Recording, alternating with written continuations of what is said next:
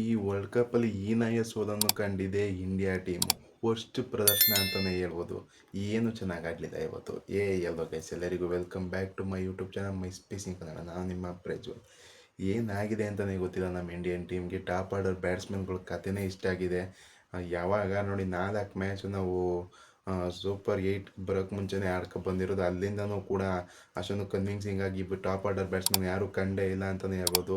Accept Ishan Kishan ಅವರು ಅವತ್ತು ಪಾಕಿಸ್ತಾನ ಮೇಲೆ ಅವ್ರು ಹೊಡಿಲಿಲ್ಲ ಅಂತ ಹೇಳಿದ್ರೆ ಅವತ್ತು ನಾವು ಕಷ್ಟದಲ್ಲಿ ಸಿಗಾಕೊಳ್ತಾ ಇದ್ದೇವೆ ಅಂತಲೇ ಹೇಳ್ಬೋದು. ಅವತ್ತು USA ಮೇಲೆ ಸೂರ್ಯಕುಮಾರ್ ಯಾದವ್ ಆಡಿಲ್ಲ ಅಂದರೆ ಅವತ್ತು ಸೋಲ್ತಾ ಇದೆ ಅಂತಲೇ ಹೇಳ್ಬೋದು.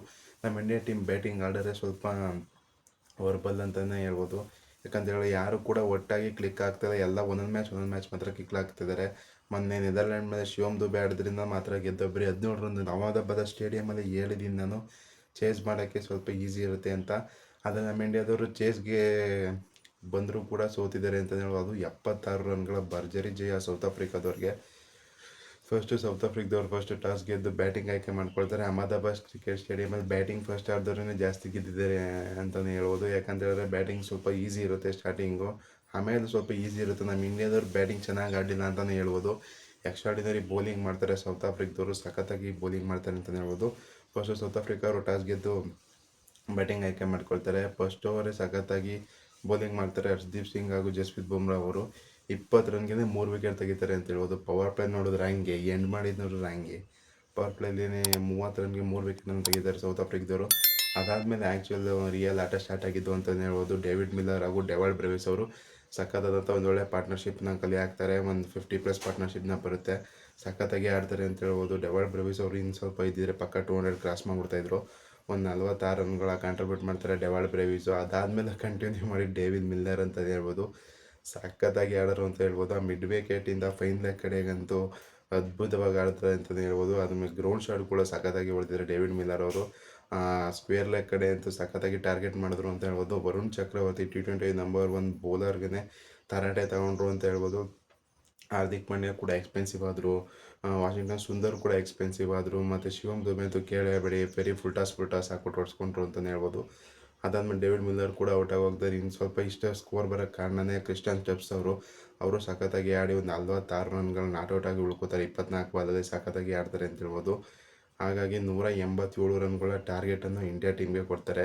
ಇದು ನಮ್ಮ ಇಂಡಿಯನ್ ಟೀಮ್ಗೆ ಲೆಕ್ಕ ಹಾಕಿದವ್ರು ಬೈದಾಟ್ರಲ್ಲಿ ಸೀರೀಸ್ ಎಲ್ಲ ಆಡೋದು ನೋಡಿದ್ರೆ ನಮ್ಮ ಇಂಡಿಯಾದವರು ಸಖತ್ತಾಗಿ ಇದನ್ನ ಆರಾಮ್ಸೆ ಒಂದು 15 ಓವರ್ ಚೇಸ್ ಮಾಡಬೇಕು, ಅದು ಅಹಮದಾಬಾದ್ ಕ್ರಿಕೆಟ್ ಸ್ಟೇಡಿಯಮಲ್ಲಿ ಅಂತ ಅಂದ್ಕೊಂಡ್ರೆ. ಫಸ್ಟ್ ಓವರ್ನೇ ವಿಕೆಟು ಇಶಾನ್ ಕಿಶನ್ ಅವರು ಐಡನ್ ಮಾರ್ಕ್ರಮ್ ಬಂದರು, ಆಫ್ ಬ್ರೇಕ್ ಹಾಕಿದ್ರು, ಮೇಲೆ ಹೊಡೆಯೋಕೆ ಹೋದರು, ಕ್ಯಾಚ್ ಕೊಟ್ಟರು, ಲಾಂಗ್ ಆಫಲ್ಲಿ ಔಟ್ ಆಗೋದ್ರು ಇಶಾನ್ ಕಿಶನ್ ಅವರು. ಅದಾದಮೇಲೆ ನೆಕ್ಸ್ಟ್ ಓವರ್ನೇ ತಿಲಕ್ ವರ್ಮಾ ಔಟು. ಆಮೇಲೆ ನೆಕ್ಸ್ಟ್ ಓವರಿಗೆ ಅಭಿಷೇಕ್ ಶರ್ಮಾ ಮ್ಯಾಚಲ್ಲಿ ಅವ್ರ ಅಕೌಂಟ್ ಓಪನ್ ಮಾಡ್ತಾರೆ. T20 ವರ್ಲ್ಡ್ ಕಪ್ಪಲ್ಲಿ ಬರೀ 14 ರನ್ಗಳಿಗೆ ಔಟ್ ಹೋಗ್ತಾರೆ ಅಂತ ಹೇಳ್ಬೋದು. ಏನು ಎಲ್ಲ ಬರೀ ಅಗ್ರೆಸಿವ್ ಇಂಟೆಂಟು. ಈ ಟಾಪ್ ಆರ್ಡರ್ ಫುಲ್ ಕೊಲ್ಯಾಪ್ಸು. ಒಂದೇ ಮ್ಯಾಚಲ್ಲಿ ಯಾರು ಕೂಡ ಕ್ಲಿಕ್ಕೇ ಆಗಿಲ್ಲ ಅಂತಲೇ ಹೇಳ್ಬೋದು.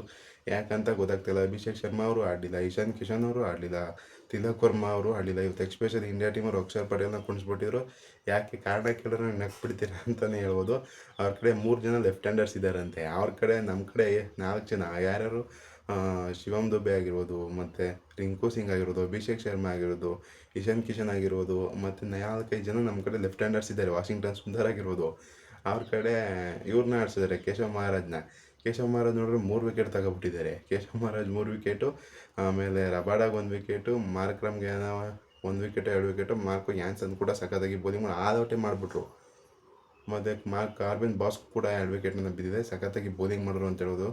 ಆಮೇಲೆ ಹಾರ್ದಿಕ್ ಪಾಂಡ್ಯ ಮತ್ತು ಇನ್ಯಾರು ರಿಂಕು ಸಿಂಗು ಮತ್ತು ಸೂರ್ಯಕುಮಾರ್ ಯಾದವ್ ಯಾರು ಕೂಡ ಚೆನ್ನಾಗಿ ಆಡೋದಿಲ್ಲ ಅಂತಲೇ ಹೇಳ್ಬೋದು. ಸೂರ್ಯಕುಮಾರ್ ಯಾದವ್ ಅವರು ಶಾರ್ಟ್ ಫೈನ್ ಮೇಲೆ ಎತ್ತಾಕೋಕ್ಕೆ ಹೋಗ್ತಾರೆ, ಶಾರ್ಟ್ ಫೈನ್ ಲೆಗ್ ಮೇಲೆ.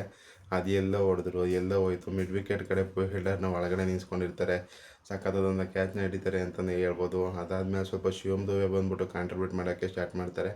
ಅವ್ರ ಕ್ಯಾಚ್ನ ಬಿಟ್ಬಿಡ್ತಾರೆ. ಆಮೇಲೆ ತಿರ್ಗಾ ಬೇಗನೆ ಔಟ್ ಹೋಗ್ತಾರೆ ಅಂತಲೇ ಹೇಳ್ಬೋದು. 76 ರನ್ ಇದು ಯೂಜ್ ಗುರು ಸೂಪರ್ ಏಟಲ್ಲಿ. ಯಾಕಂತ ಹೇಳಿದ್ರೆ ಸೂಪರ್ ಏಟಲ್ಲಿ ಒಂದು ಮ್ಯಾಚ್ ಸೋತ್ರೇ ಕಷ್ಟ, ಆದರೂ ಇಷ್ಟು ದೊಡ್ಡ ಬಿಗ್ ಮಾರ್ಜಿನಲ್ಲಿ ಸೋತಿದ್ದಾರೆ ಅಂತ ಹೇಳಿದ್ರೆ ಅಷ್ಟು ಈಸಿ ಇರಲ್ಲ ಇನ್ನು ಇಂಡಿಯಾ ಮೇಲೆ. ಇನ್ನು ಜಿಂಬಾಬ್ವೆ ಮೇಲೆ ಏನಾದ್ರು ನಾವು ಸೋತ್ಬಿಟ್ಟು ಅಂದರೆ ಅಷ್ಟೇ ಕತೆ ನಮ್ಮದು. ಯಾಕಂತ ಹೇಳಿದ್ರೆ ಜಿಂಬಾಬ್ವೆ ಮೇಲೆ ನಾವು ಮತ್ತು ವೆಸ್ಟ್ ಇಂಡೀಸ್ ಮೇಲೆ ನಾವು ಗೆಲ್ಲಲೇಬೇಕಾದಂಥ ಅನಿವಾರ್ಯ ಬಂದಿದೆ ಅಂತಲೇ ಹೇಳ್ಬೋದು. ಇವತ್ತು ಜಿಂಬಾಬ್ವೆ ಹಾಗೂ ವೆಸ್ಟ್ ಇಂಡೀಸ್ ಅವ್ರದ್ದು ಮ್ಯಾಚ್ ಇದೆ. ಇದರಲ್ಲಿ ಯಾರು ಗೆದ್ದರೂ ನಮಗೆ ಕಷ್ಟ ಅಂತಲೇ ಹೇಳ್ಬೋದು. ಯಾಕಂತ ಹೇಳಿದ್ರೆ ಜಿಂಬಾಬ್ವೆ ಅವರು ಯಾವ ಮ್ಯಾಚ್ ಬೇಕಾದ್ರೆ ಗೆಲ್ಲುವಂಥ ಕೇಪಬಿಲಿಟಿ ಅಂತ ಹೇಳ್ಬೋದು ಜಿಂಬಾಬ್ವೆ ಅವರು ಕೂಡ ಒಳ್ಳೆ ಸ್ಕ್ವಾಡ್ ಇದೆ. ಅವರು ಓಪನಿಂಗ್ ಪಾರ್ಟ್ನರ್ಶಿಪ್ಪೇ ಅವರು 2 ವಿಕೆಟ್ ಕಳ್ಕೊಳ್ಳೋದು. ಅವರು ನಮ್ಮ ಥರ 8 ವಿಕೆಟು 10 ವಿಕೆಟು ಏನು ಕಳ್ಕೊಳ್ಳೋದೇ ಇಲ್ಲ. ಅವರು ಜಿಂಬಾಬ್ವೆ ಸಖತ್ತಾಗಿ ಸೀರಿಯಸ್ಲಿ ಗುರು, ಈ ರೇಂಜಾಗಿ ಬ್ಯಾಟಿಂಗ್ ಪರ್ಫಾರ್ಮೆನ್ಸು 111ಕ್ಕೆ ಔಟು ಯಪ್ಪ ಸಖತ್ತಾಗಿ ಬೌಲಿಂಗ್ ಮಾಡೋರು ಅಂತ ಹೇಳೋದು ಸೌತ್ ಆಫ್ರಿಕಾದವರು. 12 ವಿನ್ಸ್ನ T20 ವರ್ಲ್ಡ್ ಕಪ್ಪಲ್ಲಿ ಕನ್ಸರ್ವೇಟಿವ್ ವಿನ್ಸ್ನ ಬಂದಿದ್ರು ಟೀಮ್ ಇಂಡಿಯಾದವರು. ಆ ಸ್ಟ್ರೈಕ್ನ ಬ್ರೇಕ್ ಮಾಡಿದ್ದಾರೆ ಸೌತ್ ಆಫ್ರಿಕಾ ಅಂತ ಹೇಳ್ಬೋದು. ಲಾಸ್ಟ್ T24 ವರ್ಲ್ಡ್ ಕಪ್ಪಲ್ಲಿ ಫೈನಲಲ್ಲಿ ನಾವು ಕಪ್ ಗೆದ್ದಿದ್ದು ಇದೇ ಸೌತ್ ಆಫ್ರಿಕಾ ಎದುರುಗಡೆನೆ. ಅಲ್ಲಿಂದ ನಾವು ಕಂಟಿನ್ಯೂಸ್ ಆಗಿ T20 ವರ್ಲ್ಡ್ ಕಪ್ಪಲ್ಲಿ ಗೆದ್ಕೊಂಡು ಬರ್ತಾನೆ ಇದ್ದೀವಿ. ಅದನ್ನು ಸೋತಿದ್ದು ಇಲ್ಲೇ ಅಂತಲೇ ಹೇಳ್ಬೋದು. ಆದರೆ ಸ್ಟ್ರೈಕ್ನ ಫೇಸ್ ಮಾಡಿದ್ದಾರೆ. ಇದು T20 ವರ್ಲ್ಡ್ ಕಪ್ಪಲ್ಲಿ ಇಂಡಿಯಾ ಪರವಾಗಿ ಲೋಯೆಸ್ಟ್ ಸ್ಕೋರ್ ಆಗಿದೆ, 111 ರನ್ನು. ಇದು ಅಷ್ಟು ಈಸಿ ಅಲ್ಲ, 76 ರನ್ಗಳ ಭರ್ಜರಿ ಜಯನ ಗಳಿಸ್ಕೊಂಡಿದ್ದಾರೆ ಅಂತಲೇ ಹೇಳ್ಬೋದು ಸೌತ್ ಆಫ್ರಿಕಾದವರು. ಐಡನ್ ಮಾರ್ಕ್ರಮ್ ಕೂಡ ಏನು ಕಾಂಟ್ರಿಬ್ಯೂಟ್ ಮಾಡಿಲ್ಲ, ಬೌಲಿಂಗಲ್ಲಿ ಕಾಂಟ್ರಿಬ್ಯೂಟ್ ಮಾಡೋರು. ಲೆಫ್ಟ್ ಹ್ಯಾಂಡರ್ ಬಂದಿದ ತಕ್ಷಣ ಆಫ್ ಬ್ರೇಕ್ ತಂದುಬಿಡ್ತಾ ಇದ್ದಾರೆ ಇಂಡಿಯಾದವ್ರಿಗೆ. ಇಶಾನ್ ಕಿಶನ್ ಹಂಗೆ ಔಟ್ ಆಗೋಗ್ತಾರೆ, ಅಭಿಷೇಕ್ ಶರ್ಮನು ಹಂಗೆ ಔಟ್ ಆಗೋಗಿ. ತಿಲಕ್ ವರ್ಮನ್ ಏನು ಕಾಣಿಸ್ತಾ ಇದ್ದಾರೆ ಅಂತಲೇ ಗೊತ್ತಿಲ್ಲ. First of all Tilak Varma ಚೆನ್ನಾಗಿ ಆಡ್ತಾನೆ ಇಲ್ಲ ಅಂತಲೇ ಹೇಳ್ಬೋದು. ತಿಲಕ್ ವರ್ಮ ಅದು ಯಾಕೆ ಆಡಿಸ್ತಾ ಇದ್ದಾರೋ, ಸುಮ್ಮನೆ ಲಾಸ್ಟು ಅದೇ 4-5 ಇನ್ನಿಂಗ್ಸ್ ಆಗಿದೆ, ಆಲ್ಮೋಸ್ಟ್ ಎಲ್ಲ ರನ್ನೇ ಸ್ಕೋರೇ ಬರ್ತಾಯಿದೆ ಮತ್ತು ಔಟ್ ಆಗಿ ಹೋಗ್ತಿದ್ದಾರೆ ಬೇಗ. ಶಿವಮ್ ದುಬೆ ಚೆನ್ನಾಗಿ ಆಡಿದ್ರು. ಅಕ್ಷರ್ ಪಟೇಲ್ ಕುಣಿಸಿದೆ ಇಲ್ಲಿ ತಪ್ಪಾಯಿತು ಅಂತ ಹೇಳ್ಬೋದು. ಅಕ್ಷರ್ ಪಟೇಲು ನೀವು ವಾಷಿಂಗ್ಟನ್ ಸುಂದರ್ಗೆ ಕಂಪೇರೇ ಮಾಡೋಕ್ಕಾಗೋದಿಲ್ಲ. Akshar Patel is better than Washington Sundar ಅಂತಲೇ ಹೇಳ್ಬೋದು. ಜಡೇಜಾ ಥರ ಗುರು ಅಕ್ಷರ್ ಪಟೇಲ್ ಅಂತ ಹೆಂಗೆ ಕುಣಿಸಿದ್ರು ಅಂತಲೇ ಗೊತ್ತಿಲ್ಲ. ಅವ್ರ ಕಡೆ ಬರೀ 3 ಜನ ಲೆಫ್ಟ್ ಹ್ಯಾಂಡರ್ಸ್ ಇದ್ದಾರೆ ಅಂದ್ಬಿಟ್ಟು ಅಕ್ಷರ್ ಪಟೇಲ್ನ ಕುಣಿಸ್ಬಿಟ್ಟಿದ್ದಾರೆ. ನಮ್ಮ ಕಡೆ 5 ಜನ ಲೆಫ್ಟ್ ಹ್ಯಾಂಡರ್ಸ್ ಇದ್ರು ಅವ್ರು ಕೇಶವ್ ಮಾರ್ ಅಂತ ಅಂದ್ಬಿಟ್ಟು ಅವ್ರ ವಿಕೆಟ್ನೇ ಅವ್ರ ಕೈ ಎತ್ತಿಸ್ಬಿಟ್ರು. ನೋಡಿ ಹೆಂಗಿದೆ ಅಂತ ಹೇಳಿ. ಗಂಭೀರ್ ಯತ್ನೆ ಮಾಡೋದೇ ಸರಿ ಇಲ್ಲ ಅಂತಲೇ ಹೇಳ್ಬೋದು. ಇದು ಸ್ವಲ್ಪ ಟೀಮ್ ಸ್ಕ್ವಾಡಲ್ಲೇ ತಪ್ಪಾಗಿದೆ ಅಂತಲೇ ಹೇಳ್ಬೋದು. ಎಲ್ಲರೂ ಅಗ್ರೆಸಿವ್ ಇಂಟೆಂಟಿಂದನೇ ಆಡೋಕ್ಕೆ ಹೋಗ್ತಿದ್ದಾರೆ. ಹಾಗಾಗಿ ನಾವು ಈ ಮ್ಯಾಚ್ನ ಸೋತಿದ್ದೀವಿ ಅಂತಲೇ ಹೇಳ್ಬೋದು. ಏನು ಮಾಡೋದು ಅಂತ ಗೊತ್ತಿಲ್ಲ. ಸೂಪರ್ 8 ಒಂದು ಮ್ಯಾಚ್ ಸೋತರೂ ಕೂಡ ಕಷ್ಟ ಆಗುತ್ತೆ.